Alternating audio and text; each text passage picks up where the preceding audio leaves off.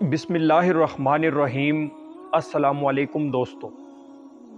زندگی کی ایک ایسی حقیقت جو ہر ایک انسان، ہر ایک جاندار کو فیس کرنی ہے، ایک ایسی حقیقت جو ہر علاقے، ہر مذہب، ہر رنگ، ہر نسل سے تعلق رکھنے والے انسان کو ضرور فیس کرنی ہے، اور وہ ایسی حقیقت ہے کہ جو انسان کے اوپر ایک لٹکتی تلوار کی طرح ہے، نہ جانے کس وقت وہ تلوار ٹوٹ کر کسی جاندار کے اوپر گر پڑے۔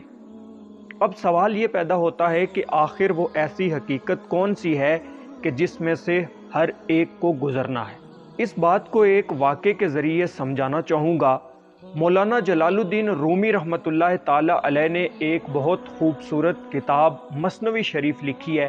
اس میں انہوں نے بہت سارے ایسے واقعات لکھے ہیں کہ جو انسان کے لیے بہت زیادہ سبق آموز ہیں اور بہت زیادہ موٹیویشن کا سبب بنتے ہیں۔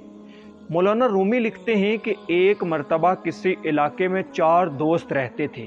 ان دوستوں کی آپس میں اتنی گہری دوستی تھی کہ جو کام کرتے، جہاں جاتے، بالکل اکٹھے رہتے۔ ان 4 دوستوں میں ایک سونار یعنی سونے کا کام کرنے والا تھا، ایک درزی یعنی کہ کپڑے سلائی کرنے والا تھا، ایک لکڑی کا کام کرنے والا تھا جو لوگوں کے لیے خوبصورت فرنیچر بنایا کرتا تھا، اور ایک بندہ ایسا تھا کہ جو کوئی بھی کام نہیں کرتا تھا۔ اس کا کام شاید سب سے بڑا تھا، لیکن بظاہر اس کا کوئی بھی کام نہیں تھا۔ وہ صرف اللہ اللہ کرتا، سارے لوگ اس کو سائیں بابا کے نام سے جانتے تھے۔ اتفاقاً جس شہر میں وہ رہتے تھے، اس شہر میں بہت زیادہ قحط آن پڑا، لوگ فاقوں سے مرنے لگے، کاروبار بند ہونے لگے۔ ان تینوں دوستوں یعنی سونار، درزی اور لکڑی والے نے یہ مشورہ کیا کہ آخر ہمارے اس قحط اور اس پریشانی کا علاج کیا ہے۔ ان تینوں نے یہ رائے پیش کی کہ اس شہر کو چھوڑ کر کسی دوسرے شہر میں ہجرت کر چلتے ہیں، شاید وہاں پر ہمارا کاروبار اچھا ہو جائے، وہاں پر ہمیں کچھ اچھا خاصا منافع مل جائے جس سے ہم اپنے بیوی بچوں کا پیٹ پال سکیں۔ ان تینوں نے اپنا سامان اپنے اپنے تھیلوں میں بند کیا اور شہر سے باہر نکل پڑے۔ جب شہر سے باہر نکل رہے تھے کہ ان کی ملاقات اپنے چوتھے دوست یعنی سائیں بابا سے ہوئی، اور سائیں بابا نے پوچھا، اے دوستو تم کہاں چلے ہو؟ ان تینوں دوستوں نے کہا کہ ہم دوسرے شہر ہجرت کر چلے ہیں۔ سائیں بابا نے جب یہ بات سنی تو بہت پریشان ہوا اور کہنے لگا، دوستو تم ہی اس شہر میں میرے دوست تھے، اب تم بھی یہاں سے چلے ہو تو اب میں یہاں پر کیا کروں گا؟ بہتر ہے کہ تم مجھے بھی اپنے ساتھ لے چلو۔ ان تینوں دوستوں نے کہا کہ ہمیں تو کوئی نہ کوئی فن آتا ہے، ہم درزی ہیں، ہم سونار ہیں، ہم لکڑی کا کام جانتے ہیں، لیکن تم تو کوئی کام بھی نہیں جانتے، تم کیا کرو گے؟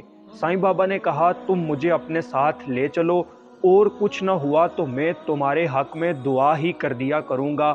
میں اللہ سے یہ دعا کرتا رہوں گا کہ یا اللہ ان کے کاروبار میں مزید برکت عطا فرما۔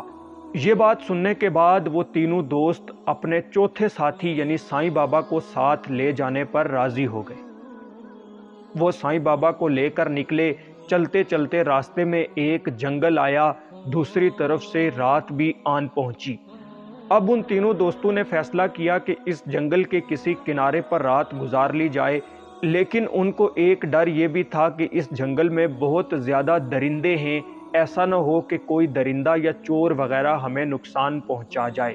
چوتھے دوست یعنی سائیں بابا نے یہ مشورہ دیا کہ ہم پہرے داری کا بندوبست کرتے ہیں، ایک بندہ جاگے، 3 بندے سوئیں، پھر دوسرا بندہ جاگے، پھر 3 بندے سوئیں، اس طرح ہماری رات بھی گزر جائے گی اور ہم چوروں اور درندوں کے خوف سے بھی آزاد ہو جائیں گے۔ دوستو اب بہت کچھ عجیب ہونے جا رہا تھا۔ مولانا رومی اس کہانی کو اتنے خوبصورت انداز میں بیان کرتے ہیں کہ پڑھنے والے کو پوری حقیقت چند ہی لمحوں میں سمجھ آ جاتی ہے۔ مولانا رومی فرماتے ہیں کہ اب وہ تینوں دوست سو گئے اور ایک دوست پہرا دینے کے لیے جاگنے لگا۔ وہ لکڑی کا کام جانتا تھا۔ جب اسے اندھیری رات میں بہت زیادہ ڈر لگنے لگا تو اس نے سوچا، کیوں نہ میں اپنے فن کا کوئی مظاہرہ دکھاؤں، کیوں نہ میں کوئی ایسی چیز بناؤں کہ جو مجھ سے بن سکتی ہے۔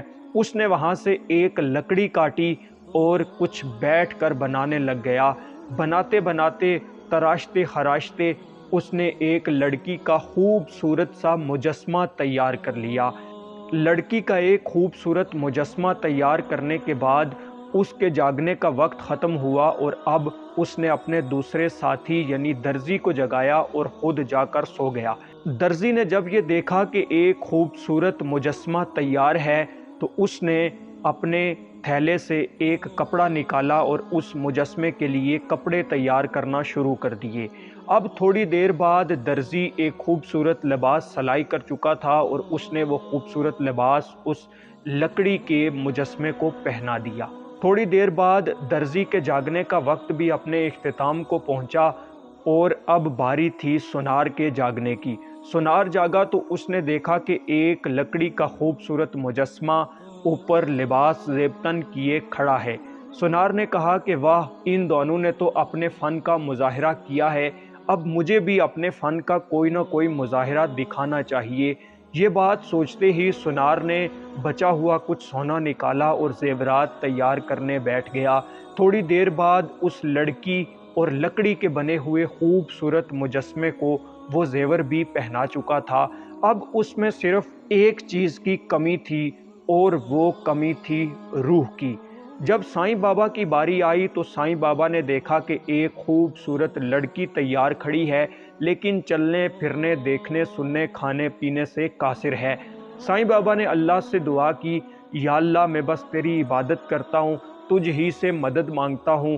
یا اللہ، ان تینوں دوستوں نے اپنی اپنی فنکاری دکھائی، میرے پاس تو کوئی فن بھی نہیں، میرے پاس تو کوئی ہنر بھی نہیں، میرا ایک ہی فن ہے، میرا ایک ہی کام ہے کہ میں تیری عبادت کرتا ہوں۔ یا اللہ تو میری لاج رکھ لے، تو میری دعا سن لے، تو اپنی قدرت سے اس مجسمے کے اندر روح ڈال دے۔ بس یہ دعا کرنا تھی کہ اللہ نے اپنی قدرت کاملہ سے اس لڑکی کے اندر روح ڈال دی اور وہ لڑکی چلنے لگ گئی۔ جب صبح ہوئی تو ان چاروں دوستوں کے درمیان یہ معاملہ کھڑا ہو گیا کہ آخر یہ لڑکی کس کو ملنی چاہیے۔ چاروں دوستوں نے کہا کہ سب سے زیادہ کام ہم نے کیا ہے، اس لیے اس لڑکی کے سب سے زیادہ حقدار ہم ہیں۔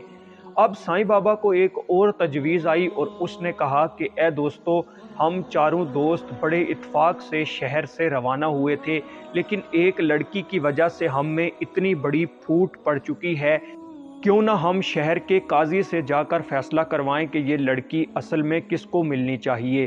وہ چاروں دوست چلتے چلتے شہر کے قاضی کے پاس پہنچے۔ قاضی ایک درخت کے نیچے اپنی عدالت لگائے بیٹھا تھا، کچھ لوگوں کے فیصلوں میں مصروف تھا۔ دور سے سائیں بابا نے یہ صدا لگائی، قاضی صاحب پہلے ہمارا فیصلہ کر دیجئے کیونکہ ہم چاروں لڑ مرنے والے ہیں۔ قاضی نے جب یہ دیکھا کہ ایک لڑکی ہے اور چار مرد ہیں، اسے معاملہ کچھ عجیب اور حیرت انگیز لگا۔ اس نے اپنی عدالتی کارروائی روکی اور کہنے لگا، جی جناب بتائیے آپ کا کیا مسئلہ ہے؟ تو سائیں بابا نے سارا واقعہ سنایا اور کہنے لگا، اب آپ فیصلہ کر دیجئے کہ یہ لڑکی کس کو ملنی چاہیے۔ قاضی نے جب معاملہ گمبھیر ہوتا دیکھا تو اسے ایک آسان بات لگی۔ اس نے کہا کہ ان چاروں لوگوں کو گرفتار کر لیا جائے، یہ لڑکی مجھے ملنی چاہیے کیونکہ یہ چاروں لڑ رہے ہیں، اس بات کا فیصلہ کرنا بہت مشکل ہے، لہٰذا یہ میرے حوالے کر دی جائے، میں اس کو اپنے پاس رکھوں گا۔ اس تمام معاملے میں وہ لڑکی جو بنی تھی وہ بالکل خاموش تھی، وہ کچھ بھی نہیں بول رہی تھی اور اس نے اپنی کوئی بھی رائے ابھی تک سامنے نہیں لائی تھی۔ بس اب کیا تھا، وہ لڑکی بولی اور کہنے لگی، قاضی صاحب آپ میں سے ہر کوئی یہ مطالبہ کرتا ہے کہ یہ لڑکی میری ہے، مجھے ملنی چاہیے، اس پر زیادہ محنت میں نے کی ہے، مجھے ملنی چاہیے، لیکن مجھ سے پوچھ لیجئے کہ میں آخر کہاں جانا چاہتی ہوں، میں آخر کس کے ساتھ رہنا چاہتی ہوں۔ قاضی صاحب نے جب یہ بات سنی تو بہت حیران ہوئے اور کہنے لگے، یہ تو بہت اچھی بات ہے کہ اگر تم خود ہی فیصلہ کر دو کہ تم کس کے ساتھ رہنا چاہو گی۔ اب سوال یہ پیدا ہوا کہ آخر لڑکی کس کے ساتھ جائے گی۔ قاضی بھی دیکھ رہا تھا، چاروں دوست بھی کھڑے دیکھ رہے تھے کہ وہ لڑکی پیچھے کی طرف چلنا شروع ہوئی۔ آہستہ آہستہ چلتے چلتے بوڑ کے ایک پرانے درخت کے قریب پہنچی۔ وہ بوڑ کا ایک ایسا پرانا درخت تھا کہ جس کا تنا بیچ سے خالی ہو چکا تھا۔ اب وہ الٹے قدموں چلتے چلتے اس تنے کے بیچ میں جا کر کھڑی ہوئی اور وہ تنا اوپر سے برابر ہو گیا۔ لوگ یہ دیکھ کر حیران رہ گئے کہ ایک زندہ لڑکی ایک درخت کے اندر کس طرح چلی گئی۔ اب اس درخت کے اندر سے آواز آنے لگی، او ظالمو، تم سب نے یہ دعویٰ کر لیا تھا کہ یہ میری ہے، مجھے ملنی چاہیے، لیکن یہی میری اصلیت ہے، یہی میری حقیقت ہے، یہی میرا اصل تھا جہاں پر میں آ چکی ہوں۔ اصل میں درخت سے بنی تھی، میرا اصل لکڑی تھا، تو میں اب لکڑی کے اندر آ چکی ہوں، میں اپنی اصل مقام، اپنی اصل جگہ پہ پہنچ چکی ہوں، لہٰذا اب تمہیں لڑنے کی ضرورت نہیں ہے۔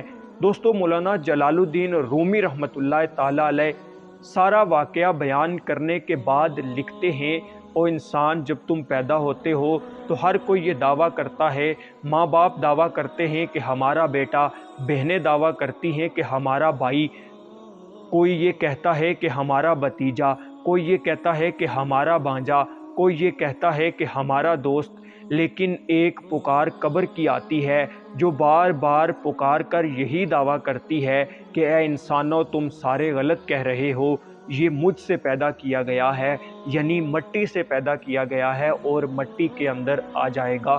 تو دوستو، ویڈیو کے شروع میں نے آپ سے ایک بات کی تھی کہ زندگی کی حقیقت کیا ہے، ایک ایسی حقیقت کہ جس کو ہر ایک نے فیس کرنا ہے، چاہے وہ مسلمان ہو، چاہے وہ کافر ہو، چاہے وہ ہندو ہو، چاہے وہ سکھ ہو، چاہے وہ عیسائی ہو، چاہے وہ یہودی ہو، چاہے وہ ایتھیسٹ ہو، کوئی بھی ہو، اس حقیقت سے کوئی بھی انکار نہیں کر سکتا کہ اس مٹی سے ہی انسان کو پیدا کیا گیا ہے اور اس مٹی کے اندر ہی جانا ہے۔ تو پھر اس چند دن کی زندگی میں یہ غرور، یہ تکبر، یہ حسد، یہ کینہ، یہ بغض کس بات کا؟ سارا کچھ چھوڑ دیجئے، لوٹ آئیے اس اللہ کی طرف، لوٹ آئیے اس سچے رب کی بارگاہ میں، جس رب نے آپ کو مٹی سے تخلیق کیا ہے اور پھر آپ نے مرنے کے بعد بھی مٹی میں جانا ہے۔